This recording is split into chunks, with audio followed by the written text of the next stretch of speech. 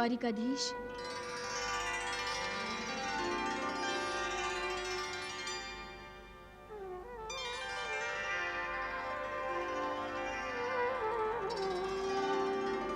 प्रभु, क्या आप मेरी परीक्षा ले रहे हैं? प्रेम स्वयं एक परीक्षा है देवी। कौन है? कौन है जो बोल रहा है? मैं आपकी आत्मा हूं देवी।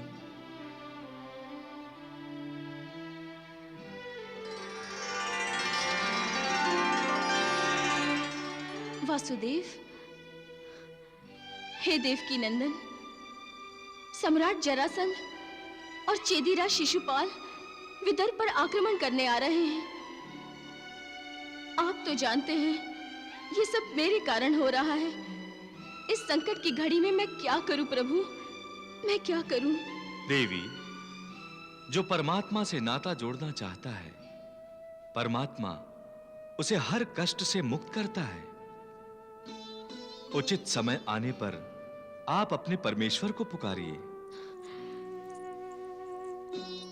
मेरे परमेश्वर तो आप हैं। मैं तो आप ही को पुकारूंगी, मैं तो आप ही को पुकारूंगी प्रभु।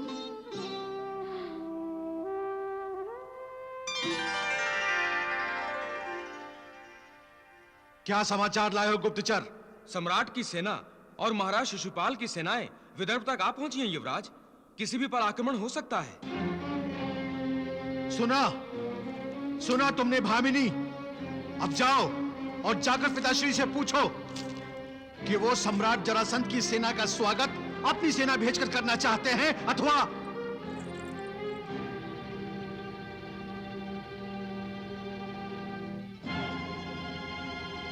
सम्राट जरासंध का स्वागत स्वयं मैं करूंगी। तुम स्वागत करोगी? अर्थात तुमने अपना हठ छोड़ दिया और तुम? मेरा हठ और विश्वास दोनों और भी दृढ़ हो गए हैं भैया।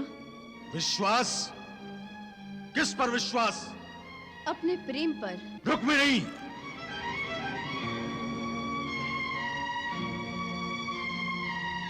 तो क्या तुम अपने घर, अपने परिवार से विद्रोह करना चाहती हो?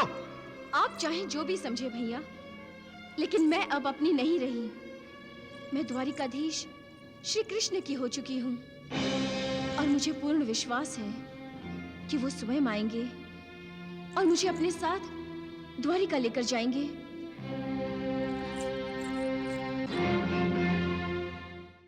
कितना विश्वास है रुक्मिणी को श्री कृष्ण पर प्रभु, और अपने आप पर भी।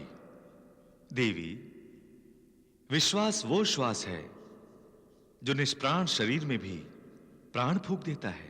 क्या विश्वास इतना महत्वपूर्ण है मनुष्य के जीवन में प्रभु?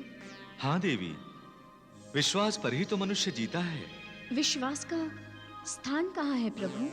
मनुष्य के हृदय में। और इसका निर्माण किस पर आधारित होता है प्रभु? देवी, श्रद्धा और भय पर। श्रद्धा और भय, ये तो दो विरोधी बातें हैं प्रभु। देवी, मनुष्य का जीवन विरोधाभास से ही घिरा हुआ है। श्रद्धा भक्ति का ही अंग है और श्रद्धा ही विश्वास को जन्म देती है। ईश्वर पर श्रद्धा करके ही तपस्वी तपस्या करता है और तभी उसे विश्वास होता है कि वो अपनी तपस्या द्वारा प्रभु को प्रसन्न कर सकेगा। और भय प्रभु? भय भी विश्वास को जन्म देता है। वो कैसे प्रभु?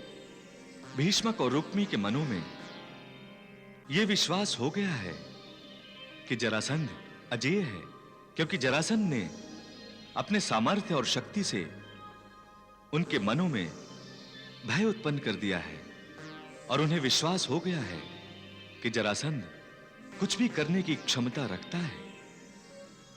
देवी, ये अंधविश्वास है जो विनाश को ही न्योता देता है।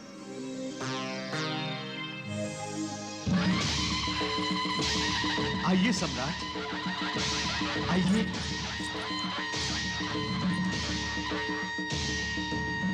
आइए चेदीराज। कुंडिनपुर में आपका हार्दिक स्वागत है। विराजिए सम्राट।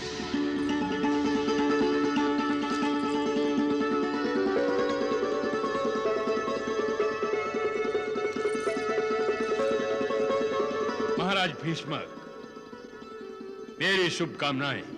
आपके आगमन से विदर्भ धन्य हो गया सम्राट, और ये राजभवन पवित्र हो गया। मैं भी धन्य हो जाऊंगा महाराज भीष्मक, जब आपकी कन्या मेरी पुत्र वधू बनेगी।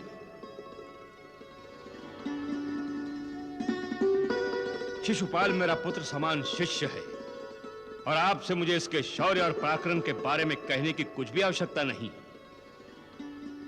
मेरे विचार से विदर्भ राजकुमारी रुक्मणी के लिए शिशुपाल ही योग्य वर है।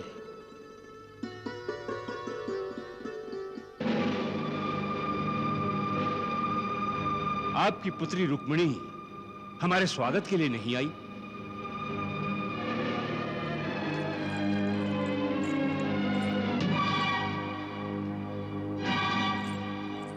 प्रणाम सम्राट। प्रणाम चेदिराज।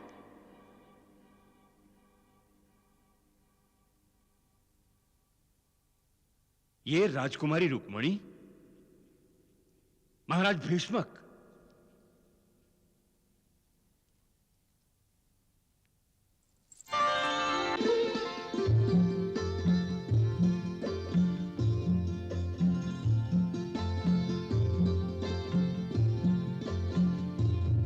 प्रणाम सम्राट।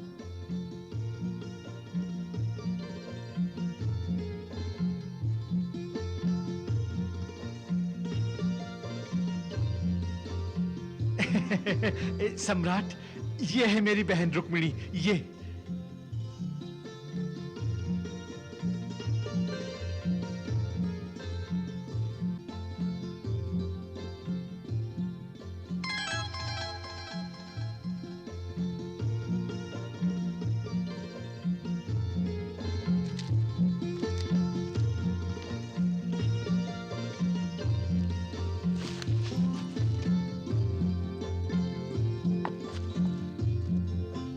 ये मेरी पुत्र वधू राजकुमारी रुक्मणी के लिए मेरा आशीर्वाद है।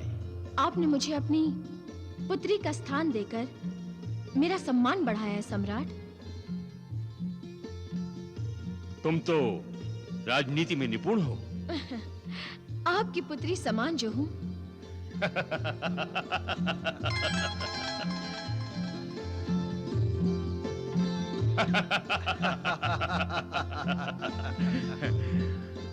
आपकी पुत्री चतुर है महाराज भीष्मक। विवाह के पश्चात चेदिराज को अपने प्रधानों से परामर्श लेने की आवश्यकता नहीं रहेगी। पत्नी प्रधानमंत्री के समान ही होती है सम्राट। सुंदर, अति सुंदर। महाराज भीष्मक, युवराज रुक्मी, शिशुपाल और रुक्मणी के विवाह की तिथि निश्चित करने आए हैं हम।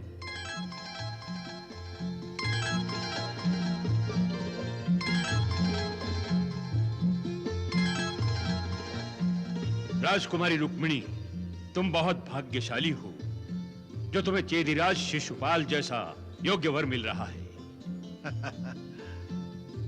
देखना, कुछ ही दिनों में ये दिग्विजयी कहलाएगा। सम्राट, आपका आशीर्वाद तो निर्बल को भी शक्तिमान बना सकता है।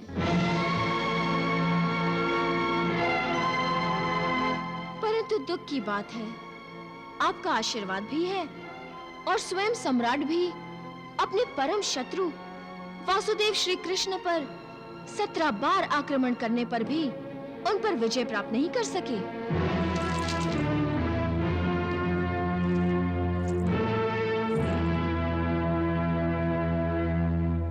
राजकुमारी रुक्मणी, अब जब मैं कृष्ण पर आक्रमण करूंगा तो अपनी विजय के उपहार में तुम्हारे लिए कृष्ण का कटा हुआ सिर ला कर दूंगा। और एक बात, तुम्हारा विवाह शिशुपाल से ही होगा। यदि कोई दूसरा वर तुम्हारे हृदय में है तो उसे हृदय से निकाल दो और मस्तिष्क से उसके रूप को मिटा दो।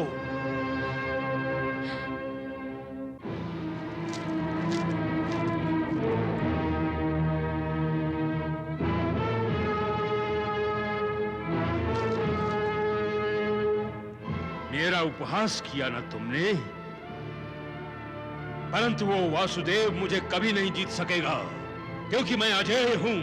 युद्ध में मुझे कोई नहीं जीत सकता। ये जरासंध का वचन है कि जिस दिन तुम्हारा और शिशुपाल का विवाह होगा, उसी दिन कृष्ण का अंत होगा।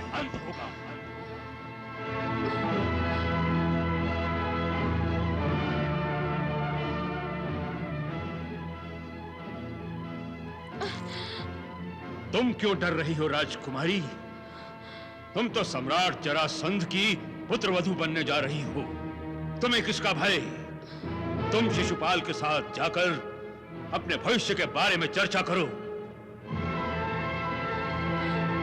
तुमने कहा था ना, विवाह के पश्चात पत्नी प्रधानमंत्री होती है। तुम विवाह से पहले ही प्रधानमंत्री का वेश धारण कर लो। जाइए चेदीराज, अपनी होने वाली पत्नी को महल में ले जाइए और हमें तुम दोनों के विवाह के बारे में चर्चा करने का अवसर दीजिए।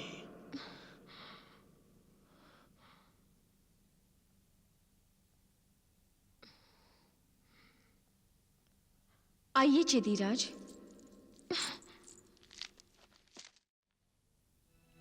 देवी, अब तो आप जान गई होंगी कि विश्वास क्या है। प्रभु, रुक्मिणी का श्री कृष्ण पर विश्वास और जरासंध का अपने बल और सामर्थ्य पर विश्वास, जब इन दो विश्वासों का टकराव होगा तो जिसके विश्वास का भवन अहंकार के आधार पर खड़ा होगा, वही भवन गिरेगा। और देवी, इसी को कहते हैं अंधविश्वास।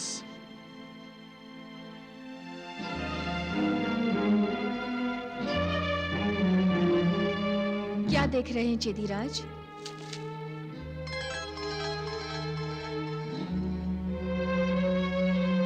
द्वारिकाधीश, यही तो मेरे स्वामी हैं। जैसा आशीर्वाद आपको सम्राट जरासंध से प्राप्त हुआ है, वैसा ही आशीर्वाद मुझे द्वारिकाधीश श्री कृष्ण से मिला है।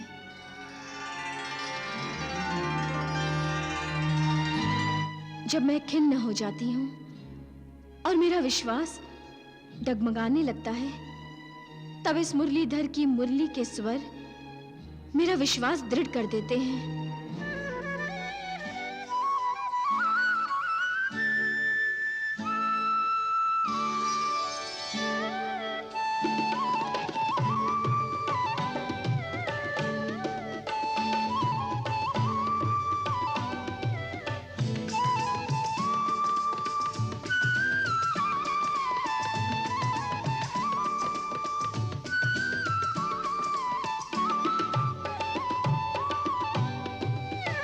नहीं चेदीराज, ये बांसुरी मेरी सखियां नहीं बजा रही। ये बांसुरी तो स्वयं वासुदेव श्री कृष्ण बजा रहे हैं।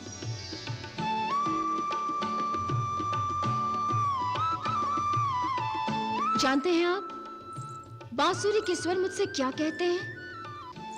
मुझसे कहते हैं कि सम्राट जरासंध आए हैं तो क्या, तुम दबाव में ना आना। तुम कुछ अधिक नहीं बोल रही हो? तुमने पहले भी काकाश्री के सामने मेरा अपमान किया है रुक्मिणी। फिर भी आप मुझसे विवाह करना चाहते हैं?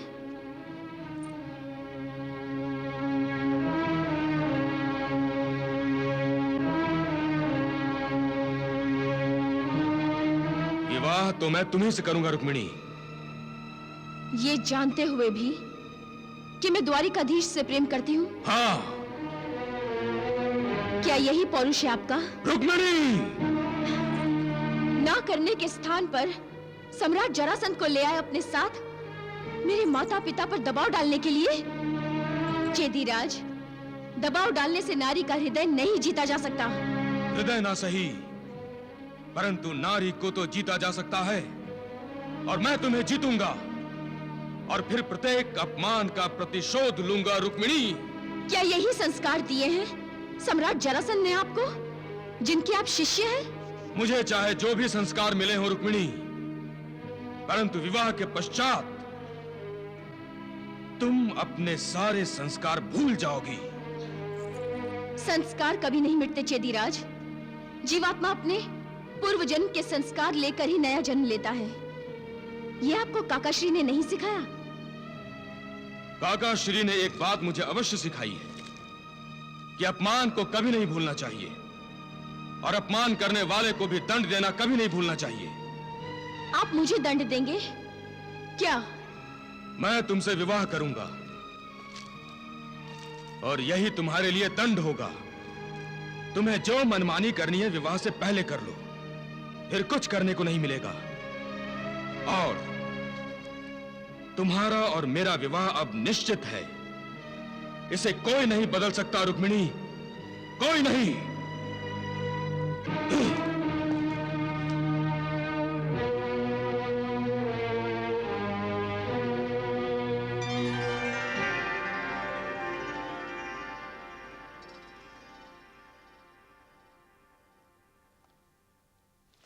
नहीं महामंत्री, न विदर्भ राजकुमार रुक्मी मेरी अवज्ञा कर सकता है, न स्वयं विदर्भ राज भीष्मक। किंतु विदर्भ राजकुमारी रुक्मिणी पर अब मुझे विश्वास नहीं, क्योंकि अप्रत्यक्ष रूप से उसने हमें भी चुनौती दे दी। इतना बड़ा दुस्साहस आपने उस चुनौती को सहन कैसे कर दिया महाराज? राजनीति महामंत्री, राजनीति। कौन सी राजनीति महाराज? रुक्मिणी कृष्ण से प्रेम करती है महामंत्री। वो शिशुपाल से विवाह करना नहीं चाहती। यदि ये विवाह होता है तो भी, और यदि कृष्ण रुक्मिणी का विवाह होता है तो भी, हमारा फेंका हुआ जाल व्यर्थ नहीं जाएगा। मैं समझा नहीं महाराज। यदि रुक्मिणी कृष्ण से विवाह करती है तो शिशुपाल कृष्ण का वध कर देगा, और यदि रुक्मिणी शिशुपाल से विवाह करती है तो कृष्ण उसके विवाह पर आएगा ही आएगा, और आएगा तो हमारे हाथों से जीवित बचकर नहीं जाएगा। मैं उस कृष्ण का सिर रुक्मिणी को भेंट करूंगा और अपना वचन पूरा करके दिखाऊंगा।